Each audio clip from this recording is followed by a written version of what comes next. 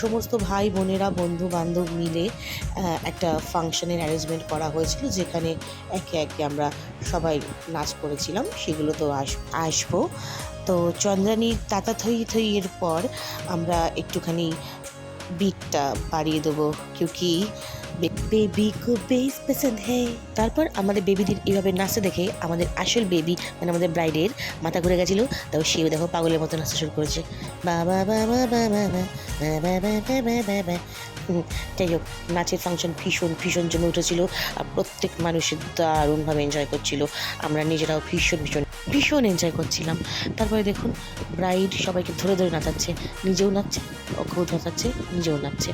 তারপর আমিও একটু নাচতে শুরু করলাম, নেচে কুদে মন ভরিয়ে সবাই মিলে পাগলের মতো দেখুন শুধু নাচছি, শুধু নাচছি।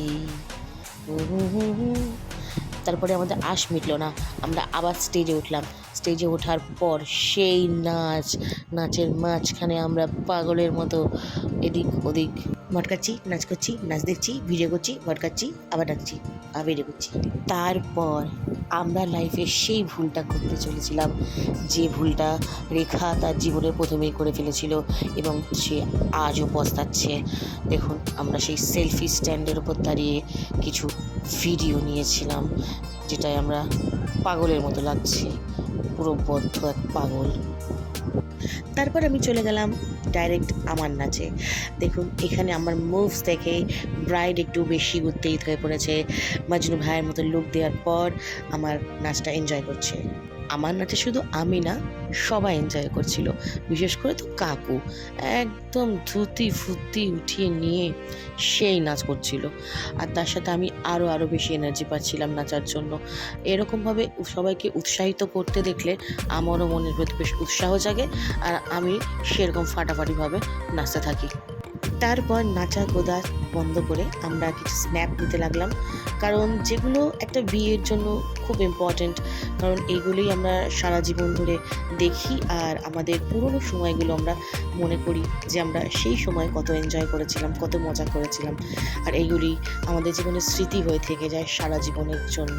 তারপর খাওয়ার টেবিলে এই ব্যক্তিটিকে পাওয়া গেছে যার খিদের চোটে মেনু কার্ডকেই জন্মদিনের টুপি বানিয়ে পড়েছিল মাথায়। আর ঠিক বিয়ের পরেই আসে গিফট খোলার পালা, আর যেখানে মানুষের আসল রূপটা বেরিয়ে আসে। কি বলুন তো, যারা 30 টাকার বাটি দিয়ে খাসির মাংস খেয়ে যায় তাদের কথা বলছি। দেখুন ঠিক এরকমই একটা ইনসিডেন্ট এখানেও ঘটেছিল।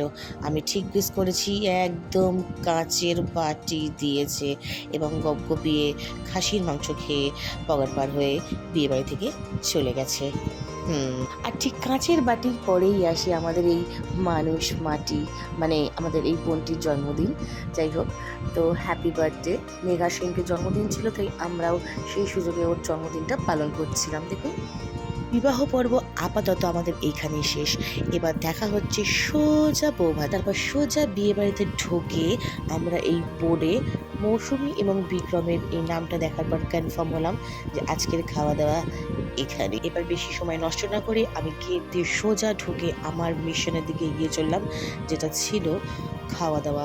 তো আমি স্টার্টার খুঁজে পাচ্ছিলাম না, এদিক ওদিক খুঁজছিলাম, ওই যে মনে হচ্ছে পেয়েছি। তারপরে স্টার্টার খেয়ে দিয়ে আমি একটু বউ ভাতের বিয়ে বাড়িটাকে এনজয় করতে লাগলাম। এখানে এদিক ওদিক সবাই ভীষণ সুন্দর সেজেছে এবং আমাদের যে ব্রাইড তাকেও দেখো ভীষণ মিষ্টি লাগছে। আমি ব্রাইড করছি কেন? এ তো আমাদের সুইটি, আমাদের সুইটি। আমরা সকলেই ওয়েট করছিলাম যে আমরা সুইটি আর বিক্রমের সঙ্গে একটু ছবি তুলব, কিন্তু সেটা আমাদের আর জুটছিল না, কারণ সবসময় কেউ না কেউ ওদের ছবি তুলতেই রয়েছে আর ওরাও ছবি তুলতেই রয়েছে। কিন্তু আমরা আশা ছাড়িনি, আমরা পুরো গ্রুপটা মিলে একটা দারুণ ভিডিও শট পেয়েছিলাম সবাই একসাথে। তারপরে আমরা এই সমস্ত ভিডিও নেওয়ার পর সুন্দর সুন্দর কিছু ছবি তুললে নিজেদের স্মৃতিটাকে আরও বাড়ানোর চেষ্টা করছিলাম এবং আমাদের ছবিগুলো আমাদের সাথ দিচ্ছিল।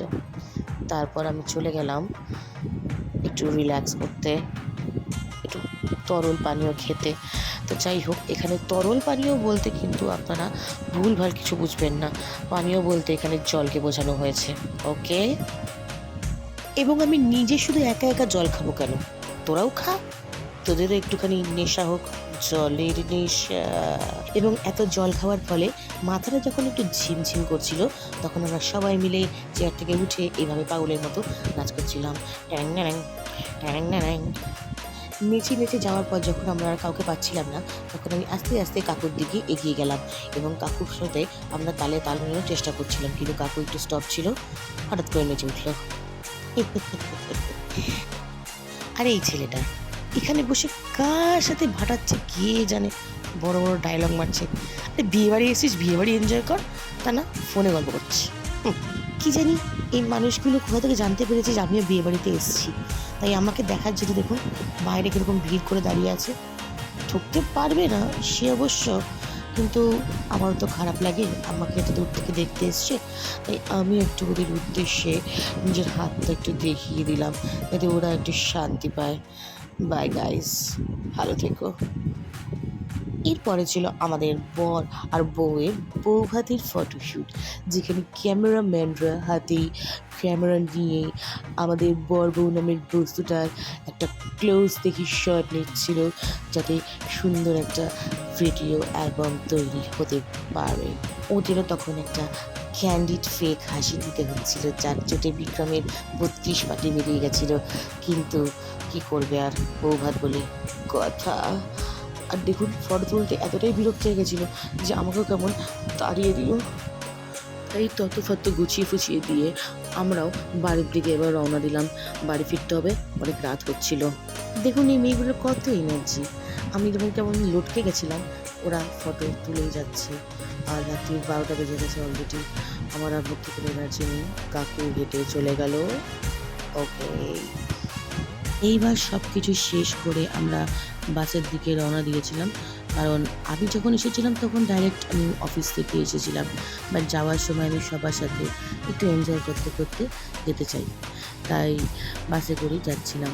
এর মাঝখানে যাওয়ার পথে আমাদের বাধা হয়ে দাঁড়িয়েছে আমাদের সুইটি, বলছিল আমাদের সঙ্গে নাকি উঠে চলে যাবে, কিন্তু তা কি কখনো সম্ভব?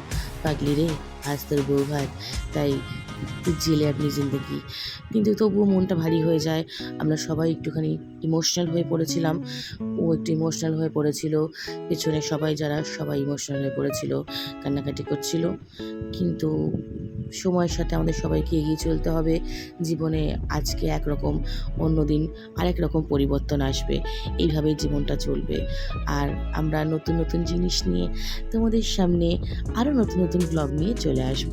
এই ব্লগটা কেমন লাগলো সবাই জানিও, এরপরে আরও ভালো ভালো ব্লগ আসতে চলেছে। বাই।